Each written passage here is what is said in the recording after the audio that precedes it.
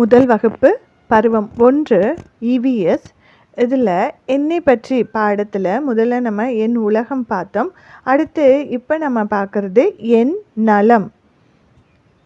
உற்று நோக்கி கலந்துரையாடுவோம். இங்கே ஆதி என்ன பண்ணிகிட்ருக்கான்? கண்ணாடி முன்னால் நின்று பார்த்துட்ருக்கான். என்ன சொல்கிறான்? நீ என்னை போலவே இருக்கிறாய் அப்படின்னு சொல்கிறான். அப்போ கண்ணாடிக்குள்ளே இருக்க ஆதியும் என்னதான் சொல்லுது? நீதான் நான் அப்படின்னு சொல்லுது. நான் குதிப்பதை பார், நானும் குதிப்பேன் அப்படின்னு கண்ணாடிக்குள்ளே இருக்க ஆதியும் குதிக்கிறான். அடுத்து பாருங்க, எனக்கு 2 கண்கள் உள்ளன. உடனே கண்ணாடியில் இருக்க ஆதியும் என்ன சொல்கிறான்? எனக்கும் தான். எனக்கு ஒரு மூக்கு உள்ளது. எனக்கும் தான் அப்படின்னு சொல்கிறான். இப்போது நான் உன் முகத்தை பார்க்க முடியாது. ஏன் பார்க்க முடியாது? ஏன்னா ஆதி இப்போ கண்ணாடியை பார்க்கல, திரும்பி நின்றுட்டான் இல்லையா? அடுத்து பாருங்க, என் இடக்கை உன்னுடைய வலக்கையை போல தெரிகிறதே, ஏன்? அடுத்து பாருங்க, என் வலக்கை உனது இடக்கையை போல தெரிகிறதே, ஏன் அப்படின்னு கேட்குறான். அடுத்து, நான் நகரும்போது நீயும் நகர்கிறாய். ஏனெனில் நீதான் நான் அப்படின்னு சொல்கிறான். அதாவது நம்ம உடலில் சில உறுப்புகள் இணையாக இருக்குது. இணையான ஜோடியாக இருக்குது. இதெல்லாம் 2 கண்கள் இருக்குது, 2 கைகள், 2 கால்கள், 2 காதுகள் அப்படின்ட்டு இதெல்லாம் என்னது? இணையாக இருக்குது. சில உறுப்புகள் எப்படி இருக்குது? 1 மட்டும்தான் இருக்குது. அது எந்த உடல் உறுப்பு அப்படின்னு சொல்லுங்கள் பார்க்கலாம். இப்போ பார்த்தோம்னா மூக்கு ஒன்று தான் இருக்குது, முகம் ஒன்று தான் இருக்குது, தலை ஒன்று தான் இருக்குது இல்லையா? அப்போ இந்த மாதிரி உங்கள் உறுப்புகளில் எதெல்லாம் இணையாக இருக்குது? எந்தெந்த உறுப்புகள் 1 மட்டும்தான் இருக்குன்னு சொல்லுங்கள். செயல்பாட்டு நேரம். இப்போ எல்லாரும் எழுந்து நின்றுக்கோங்க.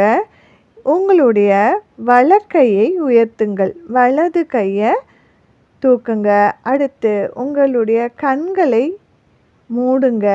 அடுத்து கண்களை திறங்க. உங்கள் மூக்கை தொடுங்க. ஒரு கையை மட்டும் உயர்த்துங்க. இப்போ 2 கைகளையும் உயர்த்துங்க. உங்களுடைய காதுகளை தொடுங்க. இப்போ ஒருவர் பின் ஒருவராக நில்லுங்க, திரும்பி நில்லுங்க, ஒருவரை ஒருவர் பார்த்தபடி நில்லுங்க. இது நமக்கு எது போல் இருக்கும்? கண்ணாடியில் பார்ப்பது போன்று இருக்கும் இல்லையா? வலது இடது சரியாக புரிஞ்சுக்கணும். சரியா? வலது பக்கம் எது? நம்ம சாப்பிடக்கூடிய கை எந்த பக்கம் இருக்கிறது? வலது பக்கம். இப்போ சாப்பிடாத கை இருக்கக்கூடிய பக்கம் என்னன்னு சொல்லுவோம்? இடது பக்கம். இப்போ ஒருவர் எதுக்கு நின்றுட்டு வலது கையை தூக்குங்க அப்படின்னு சொல்லும்போது நீங்கள் தூக்கி பாருங்கள் என்ன நடக்குது அப்படின்னு. இப்போ கண்ணாடியில் பார்க்கும்போது நமக்கு தெரியறது அந்த உருவங்கள் என்ன உருவங்கள்? பிரதிபலிப்பு உருவங்கள். அதனால் நம்ம என்ன செய்கிறோமோ அதே போல் கண்ணாடியில் தெரியும். அதனால் என்ன ஆகும்னா இடது வலது மாற்றம் இருக்கும். இப்போ நீங்கள் ஒரே நேரத்தில் 2 கைகளையும் பயன்படுத்தி இந்த வடிவமைப்பை வரைங்க. ஒன்று ஜிக்ஜாக்காக 2 கையிலையும் அப்படியே வரைஞ்சிட்டு வாங்க. அடுத்து இங்கே இந்த பக்கம் கொடுத்துருக்காங்க இல்லையா? அது போலவும் 2 கைகளையும் பயன்படுத்தி ஒரே நேரத்தில் வரைஞ்சிட்டு வாங்க. அடுத்து பாருங்கள், உற்று நோக்கி கலந்துரையாடுவோம். நாம் வேலை செய்யவும் விளையாடவும் நம் உடலின் பல்வேறு பாகங்களை எவ்வாறு பயன்படுத்துகிறோம் என்பது குறித்து கலந்துரையாடுவோம். இப்போ பாருங்கள், முதல்ல அந்த பசங்க என்ன பண்ணுறாங்க? பச்சை குதிரை தாண்டுறாங்க இல்லையா? ஒரு பையன் குனிஞ்சு நின்றுட்டான், இன்னொரு பையன் அவன் முதுகில் கையை ஊனி தாண்டி குதிக்கிறான் இல்லையா? அப்போ என்னென்ன உடல் உறுப்புகள் இங்கே பயன்படுகிறது? கை, கால்கள். அடுத்து கண்கள் எதுக்கு பயன்படுது? பார்ப்பதற்கு. காதுகள் கேட்பதற்கு பயன்படுகிறது. அடுத்து பாருங்கள், அந்த பொண்ணு ஓடுறா, அதுக்கு என்னென்ன உறுப்புகள் பயன்படுகிறது? கை, கால்கள் பயன்படுகிறது. அதே போன்று மிதிவண்டி ஓட்டுவதற்கும் கை, கால்களை பயன்படுத்துகிறோம். அந்த பையன் என்ன செய்கிறான்? களிமண்ணில் பொம்மைகள் செய்கிறான். அப்போ அந்த என்ன உடல் உறுப்பை பயன்படுத்துகிறான்? கையை பயன்படுத்துகிறான். அடுத்து பாருங்கள், படகை ஓட்டிட்டு போகிறாங்க, அவர் பயன்படுத்தக்கூடிய உறுப்பும் கைகள். அப்போ இந்த படத்தை பார்த்துட்டு சொல்லுங்கள் என்ன வேலை செய்கிறாங்க, அதற்கு எந்தெந்த உடல் உறுப்புகள் பயன்படுகிறது அப்படின்னு. செயல்பாட்டு நேரம். எந்தெந்த இயக்கங்களை உங்களால் செய்ய இயலும்? பாருங்க, உங்களால் செய்ய இயலும் சிறிய பெரிய இயக்கங்களை செய்து காட்டுக அப்படின்னு சொல்லியிருக்காங்க. இப்போ பாதை நம்ம நடந்து போயிட்டு இருக்கோம். இடையில என்ன வருது? சகதி வருது. உடனே என்ன செய்வோம்? நம்ம அந்த சகதியை தாண்டி குதிப்போம். அடுத்து கற்கள் இருக்கிறது, அதை என்ன செய்வோம்? தாண்டி போவோம், தாவி செல்வோம். அடுத்து பாருங்க, தண்ணியோட அதாவது நீருடன் ஒரு வாளி இருக்குது. அப்போ என்ன செய்வோம்? குனிந்து அந்த வாளியை எடுத்து ஓரமாக வச்சுட்டு நடந்து போவோம். அடுத்து என்ன இருக்குது? ஓடுன்னு சொல்கிறாங்க. அப்போ என்ன செய்வோம்? வேகமாக ஓடுவோம். இங்கே என்ன செஞ்சோம்? நம்ம உடலை பயன்படுத்தி பல்வேறு இயக்கங்களை நம்ம செஞ்சோம் இல்லையா? இப்போ நான் சொல்கிற மாதிரி செஞ்சுட்டே வாங்க. பாதையை நடந்து கொண்டே கைகளை தட்டுங்கள். தேங்கிய நீரை தாண்டி குதித்த பின் கைகளை தட்டுங்கள். கல்லை தாவி குதித்த பின் கைகளை தட்டுங்கள். குனிந்து வாளியை தூக்கிய பின் கைகளை தட்டுங்கள். மைதானத்தில் ஓடி சென்ற பின் கைகளை தட்டுங்கள். இப்போ இதில் நடத்தல், குதித்தல், தாவுதல் இந்த வேலையெல்லாம் செஞ்சிங்க இல்லையா? இதையெல்லாம் நம்ம என்னன்னு சொல்லுவோம்னா பெரிய இயக்கங்கள் அப்படின்னு சொல்லுவோம். அடுத்து இடையில நம்ம என்ன பண்ணோம்? கைகளை தட்டணும் இல்லையா? இதை என்னன்னு சொல்லுவோம்னா சிறிய இயக்கம் அப்படின்னு சொல்லுவோம். இப்போ நம்ம செஞ்சதில் உங்களுக்கு எந்த இயக்கம் பிடிச்சிருந்துச்சுன்னு சொல்லுங்கள். அதில் எது பெரிய இயக்கம் அப்படின்னு சொல்லுங்கள். இதில் உங்களால் செய்ய முடியாத இயக்கம் ஏதாவது இருந்ததானோ எனக்கு சொல்லுங்கள். அடுத்து நம்ம பார்க்குறது, ஒரே நேரத்தில் 2 செயல்களை உங்களால் செய்ய இயலுமா அப்படின்னு கேட்டிருக்காங்க. செய்ய முடியுமா உங்களால்? இப்போ செய்ய ரெடியாக இருக்கீங்களா? உங்கள் வயிற்றை தடவிக்கொண்டே தலையில் தட்டி கொள்ளுங்கள். செய்ய முடியுதா? அடுத்து பாருங்க, ஒரு காலால் குதித்து கொண்டே உங்கள் கை விரல்களால் சொடுக்கு போடுங்கள். இது எளிதாக இருந்ததா அல்லது கடினமாக இருந்துச்சா? இதில் பெரிய இயக்கம் எது, சிறிய இயக்கம் எது?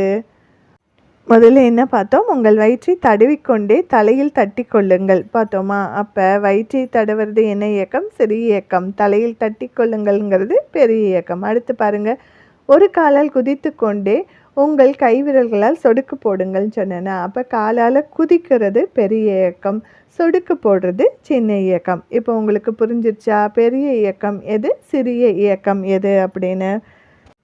அடுத்து பார்க்குறது முன் பின். பாருங்கள், இந்த பையன் முன்னால் பார்த்து நிற்கிறான், அது பகுதி முன் பகுதி. அடுத்த படம் பாருங்கள், இது எந்த பகுதி?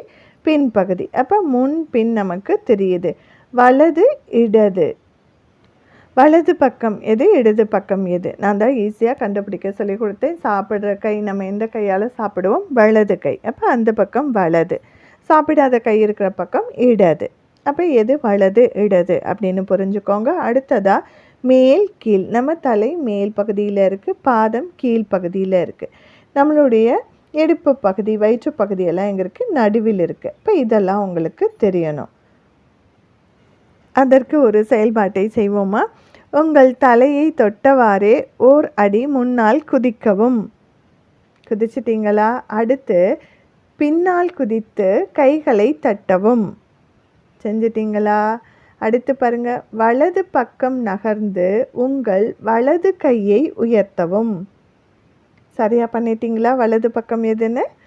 அடுத்து உடலின் நடுப்பகுதியை தொட்ட பின் இடப்பக்கமாக நகரவும். உங்கள் உடம்போட நடுப்பகுதியை தொடுங்க, இடது பக்கமாக நகர்ந்து நில்லுங்க.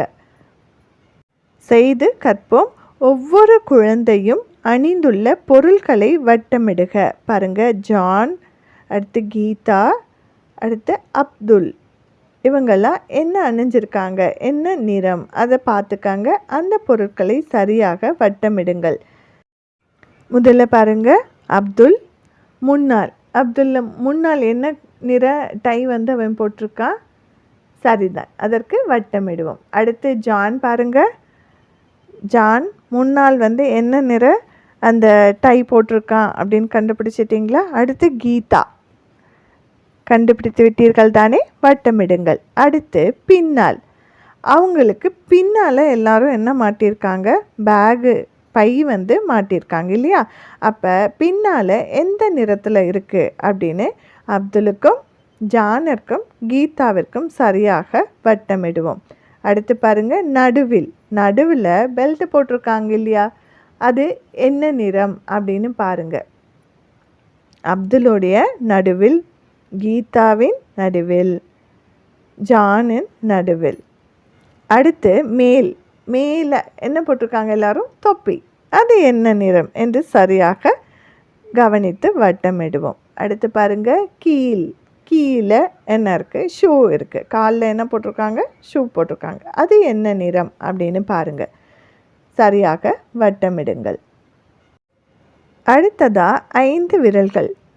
பாடலை பாடுவோமா?